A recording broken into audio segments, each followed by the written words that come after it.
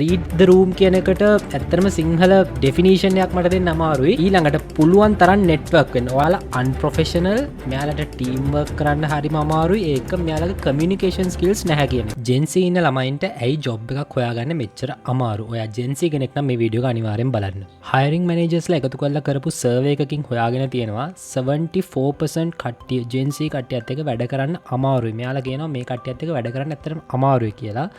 හැම ජෙන්සි 6 දෙනෙක්ගෙන් මේ කියන්නේ මේ සර්වේ එකේ කියනවා ජෙන්සිලා 6 දෙනෙක් ගත්තොත් ඒ 6 දෙනාගෙන් එක්කෙනෙක්ව එක අවුරුද්දක් ඇතුළත මේ හයරින් මැනේජර්ස්ලා අනිවාර්යෙන් ෆයර් කරලා තියෙනවා. නැත්තම් මේ ජෙන්සි කට්ටිය මෙයාලව දාලා ගිහින් තියෙනවා. මොකද්ද මේකට රීසන් එක? මෙතනදී අහලා තියෙන පොඩි බස් වර්ඩ්ස් ටිකක් තියෙනවා. මෙයාලා අන්ප්‍රොෆෙෂනල්, මෙයාලට ටීම් වර්ක් කරන්න හරිම අමාරුයි. ඒක මෙයාලගේ කමියුනිකේෂන් ස්කිල්ස් නැහැ කියන එක. මේකට ලොකු හේතුවක් වෙලා තියෙනවා ලෝකෙටම බලපාපු කොවිඩ්.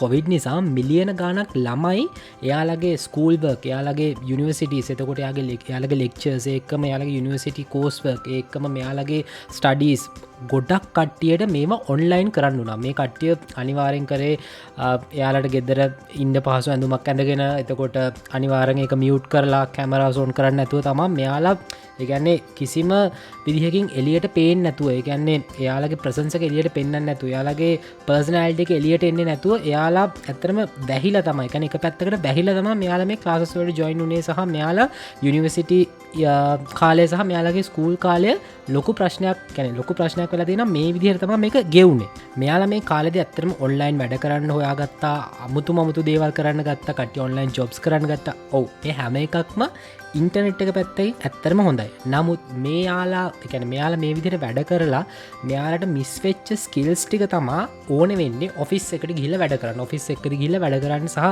ටීම් එකක් එක්ක වැඩ කරන්න මෙයාලට මේ ස්කිල්ස් ටික තමා ඕන වෙන්නේ. මෙතනදී මෙයාලට මිස් වෙච්ච ලොකුම දේ තමා රූම් එකක් කියවන එක. how to read a room කියලා අපි කියන්නේ ඉංග්‍රීසි වලින්. ඒ කියන්නේ ඒ සිටුේෂන් එක රීඩ් කරන්න. එතන මොකද්ද මේ මිනිස්සයා, අනිත් පැත්තේ ඉන්න මිනිස්සයා මොකද්ද හිතන්නේ, මෙයා මොකද්ද කරන්නේ කියන එක අපිට නිකන් රීඩ් ද රූම් කියන එකට ඇත්තටම සිංහල ඩෙෆිනිෂන් එකක් මට දෙන්න අමාරුයි.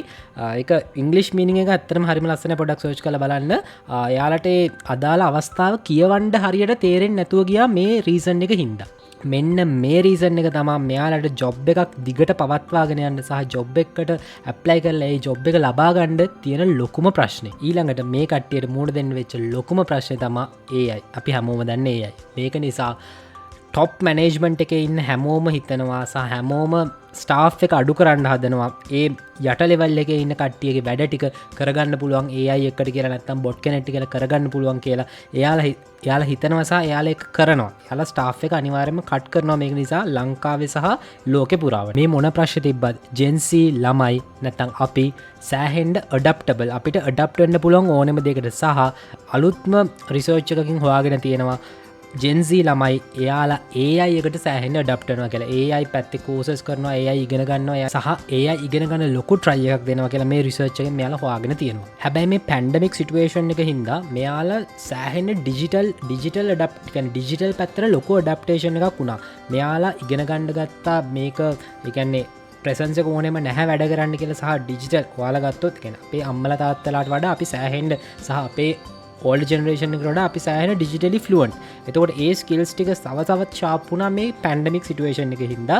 දැන් ජෙන්සි කට්ටිය ඉගෙනගෙන තියෙනවා මේ ටූල්ස් ටික පාවිච්චි කරලා කොහොමද ජොබ්ස් හොයාගන්නේ කියලා, සහ කොහොමද යාලගේ ස්කිල්ස් ටික, මෙයාලගේ තියෙන ඩිජිටල් ස්කිල්ස් ටික අප් ස්කිල් කරගන්නේ කොහොමද කියන එක මෙයාලා ඉගෙනගෙන තියෙනවා. ඔයාලට ඔයාලගේ ස්කිල්ස් අප් කරගෙන ඔයාලට පුළුවන් අනිවාර්යයෙන්ම එක්ස්පීරියන්ස් එක හදාගෙන සමහර වෙලාවට ඔයාලට ඉන්ටර්න්ෂිප් එකට ඇප්ලයි කරන්න පුළුවන්. ඉන්ටර්න්ෂිප් එකකින් ගත්තේ නැති වුණත් for an example ඔයා ඩෙවලොපින් පැත්තේ ඉන්නවා නම්, මොන හරි ඩෙවලොප් කරන පැත්තේ ඉන්නවා නම් අනිවාර්යෙන් ඉන්ටර්න් කෙනෙක් කරයි කියලා හිතන දේවල් ඔයා කරන්න ඔයා හය වුණේ නැතත් ඔයාට පුළුවන් අනිවාර්යෙන් පොඩි ප්‍රොජෙක්ට් එකක් හදන්න.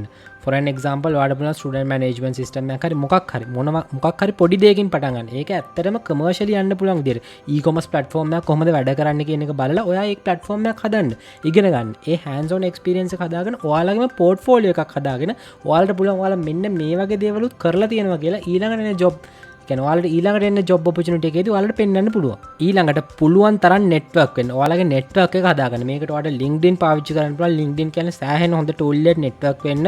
ප්‍රොෆෙෂනල්ස්වත් එක්ක නෙට්වර්ක් වෙන්න. ඔයාලට හොඳ ටූල් එකක් LinkedIn කියන එක අනිවාර්යෙන් LinkedIn account එක නැත්නම් LinkedIn account එකක් හදාගෙන හරි හොඳ නෙට්වර්ක් එකක් හදාගන්න. මේ නෙට්වර්ක් එකක් හදාගන්න එක ඇත්තටම හෙල්ප් වෙනවා ඔයාලට ජොබ් එකක් හයර් කියන්නේ ඔයාව ජොබ් එකකට හයර් වෙන්න ලොකු සපෝට්යක් වෙන ඇත්තටම ඔයාලට හොඳ නෙට්වර්ක් එකක් ඉන්න එක. සෝ ඔයාලට හිතෙන්නේ මොනවද මේ Gen Z එකට මේ ඇති වෙලා තියෙන ප්‍රශ්න ගැන? සහ මෙයාලා මේකෙන් එළියට එන්න ඔයාලා දන්නවා ඇති මොන හරි තව අලුත් ක්‍රම. අනිවාර්යෙන් ඒ ටික සජෙස්ට් කරලා කමෙන්ට් සෙක්ෂන් එකෙන් ඒ ටිකක් දාන්න.